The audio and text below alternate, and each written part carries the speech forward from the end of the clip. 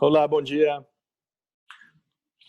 Bom dia. Bom dia. Espero que você Não, não tenha dinheiro em bolsa de valores. não tem. Apesar do que falam de nós, eu não tenho dinheiro em bolsa de valores. Eu Eu tenho também, fundo. eu Eu também tenho tenho, fundo, eu né? também tenho fundos eu tenho um fundo muito conservador aqui na Itália, É. já que o dinheiro não é para mim e eu não sou especulador.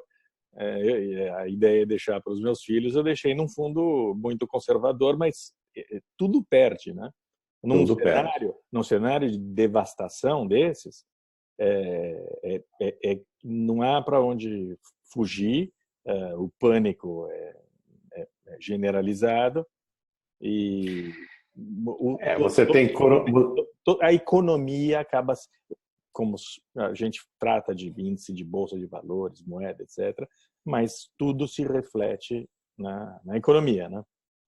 começou com a epidemia de coronavírus, né? Na China, que está praticamente paralisada. É, Depois pega a Europa, dessa maneira, né? Você está confinado em Veneza, né? é. Nós estamos E, confinados no mínimo até o dia 3 de abril. É pois é. provável que a gente fique até depois da Páscoa. É difícil ter uma noção do que acontece aqui, mas o noticiário agora, por exemplo, tem rebelião em todos os presídios italianos, ou, se não em todos, em diversos presídios italianos. Houve uma fuga em massa, em Foggia, porque o governo, justamente, decretou que as visitas estão limitadas pelo coronavírus, e isso deflagrou uma rebelião em massa nos presídios, com incêndio, tá pegando fogo, incêndio. Eu estou Tem, tem acompanhando aqui. 6 mortos em Modena, um troço É. que a gente pode falar do Acre, tudo bem, a gente sabe que acontece. Na Itália, eu nunca tinha visto, em 30 anos de Itália, eu nunca tinha visto um negócio comparável a esse aí. Então, começou com o coronavírus, com todos esses desdobramentos econômicos e sociais, né? E agora você também tem os sauditas fazendo essa gracinha na OPEP. Só por resumo aqui, para quem não entendeu ainda. Depois da gracinha do Putin, né? Depois da gracinha do Putin, Ah, o que aconteceu? Diante da paralisação econômica, né? Da diminuição do crescimento, enfim, quase uma recessão que se avizinha. Para segurar o preço do barril, os sauditas propuseram aos membros da OPEP, e os sauditas são a OPEP, né, que é a Organização dos Exportadores de Petróleo, que eles diminuíssem a produção a fim de segurar o preço, obedecendo sempre a lei da oferta e da procura. Né. Os russos se recusaram, então os sauditas resolveram quebrar as pernas dos russos, né? aumentando a produção de petróleo. Eles são os maiores produtores do mundo, né? E Aparentemente eles nem estão dispostos a aumentar a produção. Eles estão oferecendo a preço de banana. Eles estão vendendo é, aqui na Europa, o preço do dólar, do barril está a $30, né? Mas eles estão oferecendo no mercado futuro a $8 para pois alguns países. é. 8 para Eu li, eu tirar a Rússia do mercado, literalmente. exatamente, literalmente. Eu li que eles aumentaram também a produção, mas de qualquer maneira é isso. Não. O preço do petróleo do barril já está no mesmo nível da Guerra do Golfo, né? Então, e as bolsas se despencando de uma maneira outra terça-feira negra, né? Como se falou, acho que é 87, né? Que foi a terça-feira negra das bolsas. E O dessa que vez associado a uma crise que não é apenas financeira, né? não, não.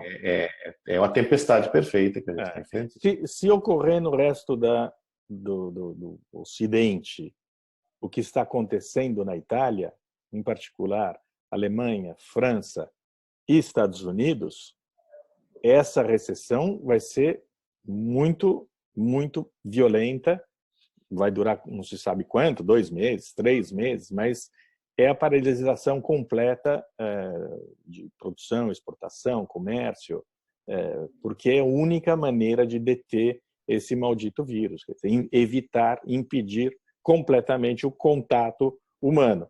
A gente que trabalha por esses meios aqui tecnológicos, a gente pode continuar trabalhando em casa e pode continuar trabalhando, mas o resto do mundo, não. e o impacto econômico disso é de fato assustador. Se isso acontecer nos Estados Unidos, vai ser um troço espantoso. O que não se sabe é o comportamento desse vírus num clima um pouco mais quente, porque agora está acabando o inverno, vai começar a primavera, ninguém sabe como ele vai reagir. A Organização Mundial de Saúde diz que não há nenhuma evidência de que esse vírus possa ser detido pelo calor. A gente vai ter a contraprova disso no Brasil. Se esses 25 casos começarem a se multiplicar. Na Austrália, a gente esquece que a Austrália está no hemisfério sul e que lá também é verão. E não há nenhuma evidência de que o vírus se propague menos. Não. Tem isso. Não é que o Brasil é o primeiro país de clima quente a ter coronavírus. Né? Não. Porque não se propagou. A ignorância se propaga com muita rapidez. Outro fator que precisa ser desmentido é que essa doença atinge só velhos, acima de 80 anos. Isso acontece num país como a Itália, que é rico e que tem terapia intensiva para todo mundo, do norte da Europa, que é muito bem servido. Você vê no Irã morreram já 2 deputadas com 50 anos. Hoje morreram mais de 200 pessoas no Irã. E não são só os velhinhos. Quer dizer, em países pobres, onde você não tem a capacidade de acudir as pessoas com problemas respiratórios, a crise se alastra para outras faixas da população e se torna perigosa também eu estou falando de situações semelhantes ao do Brasil, quer dizer, países pobres que não podem enfrentar. O Brasil, apesar de tudo, viu, Diogo? Não estou dizendo que realmente nós vamos ver o que vai acontecer, né? Mas o Brasil, apesar de tudo, tem uma estrutura, do ponto de vista médico eu imagino que seja melhor do que países paupérrimos, né? Mas o Irã não é paupérrimo, né? Eu tô falando, mas o Irã está escondendo a doença, né? O Irã está escondendo a doença, o Irã está subnotificado. Claro. Então, assim, tem aspectos políticos, porque sempre foi assim.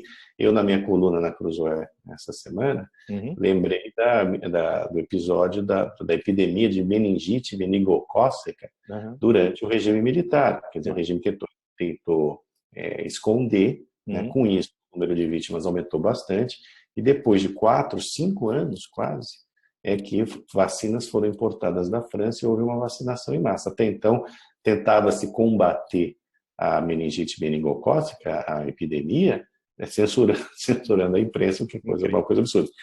Isso está se vendo também no Irã. Então, ali há um controle dos meios de comunicação que é total, e com isso também as pessoas passam, quer dizer, você depende apenas do boca a boca, né, para que se noticie o que está realmente acontecendo, que prejudica muito as reações articuladas, né, das autoridades sanitárias.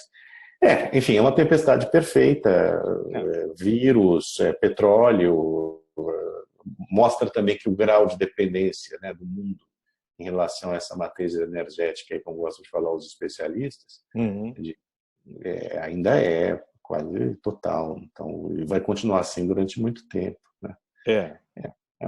Aqui no Brasil, se soma isso,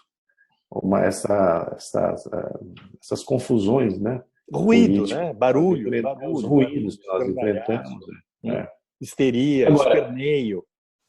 Agora, até o momento, tem um aspecto positivo, que no caso específico do coronavírus, a atitude, as providências e tudo mais, que estão sendo tomadas pelo Ministério da Saúde, através do seu ministro Mandetta, né? Henrique Mandetta.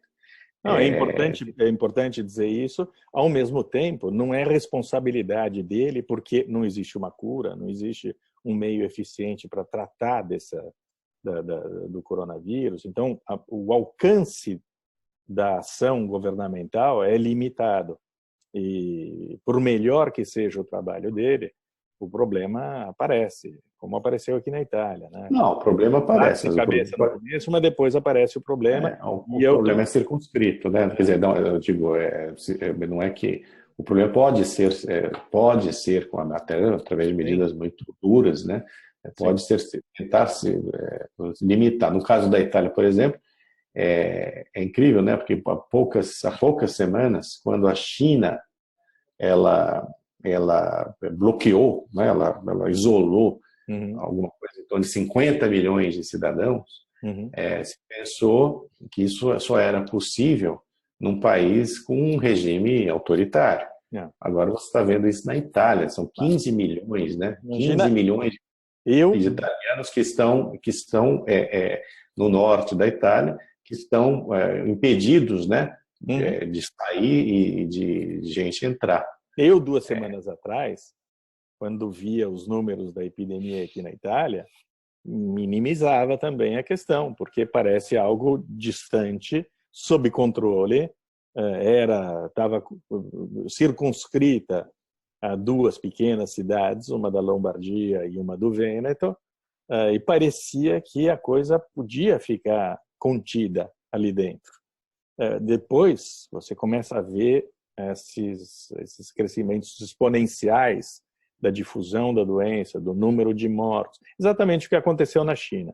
Está se repetindo aqui, e a curva vai assim, né? Até começar a descer, mas vai descer daqui a 2 semanas, 3 semanas, 4 semanas, ninguém sabe ao certo. E é muito assustador, porque vendo da minha janela, eu enxergo o que pode acontecer daqui a pouco em outros lugares, como a minha terra natal, como o resto da Europa, nos Estados Unidos, e isso causa preocupação para quem está aqui confinado em casa, como eu estou confinado. Eu estou confinado por causa da porcaria do antagonista. Há 5 anos eu já falei isso, mas eu estou confinado em casa com gente que, em geral, passa o dia inteiro na escola, no futebol, na rua, no bar. E não é isso. Isso não existe mais. E não vai existir por algum tempo. É. Bom, não dá muito aqui, não há nem como fazer projeções, né? A Bolsa de Não. Valores de São Paulo acionou a parada ali, o circuit break, né? Que, É. enfim, parou de negociar. Uhum. As bolsas europeias também estão despencando. Isso começou ontem com as bolsas asiáticas, que já tinha notícia ali da história da OPEP, né? Do petróleo. Depois de 2 semanas E de queda, né? depois de 2 semanas de queda, que também não é brincadeira. Eu li, por exemplo, que na Bolsa de Milão, todos os ganhos de um ano foram perdidos já hoje. Né? Nos Estados Unidos também. A gente já Exato, está em nível de janeiro de 2019. pois é. Então, é uma verdadeira devastação. O que se espera é que haja uma resposta responsável a todas essas questões, e a resposta responsável é sempre inadequada, porque o problema é maior do que se imagina, e, ao mesmo tempo, que o Brasil pare de fazer barulho, né? De fazer ruído. Eu acho que tem já que o nosso é um site político, tem um custo político, inclusive, da exploração da crise. Você veja que o Salvini tentou explorar essa crise contra o governo e se deu mal, ele está perdendo muito apoio. Em pesquisa de opinião pública você vê isso claramente, porque é um momento em que deve haver um pouco de, não digo união, mas as pessoas precisam chegar a um grau de entendimento, como numa guerra, para poder enfrentar um inimigo comum. Neste Ah, caso, existe um inimigo comum, o que nome disso é união. O nome disso é união. A eu união no sentido de concordância sim, ideológica, né, de não, alinhamento, eu político, não né? quis florear É, a é. questão da união, mas porque todos as discordâncias podem ser mantidas num terreno de civilidade, mas o objetivo comum, que é derrotar esse esse vírus que provoca um dano econômico gigantesco, esse caminho comum tem de ser feito. O presidente da República, Bolsonaro, não pode estimular uma manifestação que desagrega, por exemplo. Eu acho que é ruim para ele. Ele faz o que ele quiser, é ruim para ele. É ruim para o país e é ruim para ele. Mas é problema dele, a gente vai cobrir. Mas a minha maior preocupação é que o ministro da Fazenda, aliás, não mais ministro da Fazenda, ministro da Economia, de fato fique quieto, né? Haja bem, com algum silêncio. Talvez seja até melhor, considerando o que ele falou na semana passada, abrindo o caminho para esse dólar de R$5, por exemplo, um câmbio sem controle. A volatilidade é destrutiva para a economia. Não é só a queda, é a própria volatilidade. Subir, descer. Quem é que faz um plano de investimento num país tão volátil, com uma moeda tão incerta, com destino tão incerto como esse? Então, não sei o que eu acho melhor, não. Se é o Paulo Guedes calado ou o Paulo Guedes falante. Eu tenho minhas dúvidas. Se ele tivesse a capacidade de consolar, ou reconfortar, ou reassegurar a população, não há a menor dúvida, o cara tinha que estar falando. Não foi o que ele demonstrou até agora em 1 ano e 2 meses de governo, não. Eu me baseio no passado, né, na experiência pregressa, né? A única maneira de você fazer alguma projeção, né? Ou ter algum tipo de expectativa. Bom, é isso aí, né? Vamos lá, vamos acompanhar. Vamos lá. Um abração. Tchau, Dioguito. Tchau, tchau.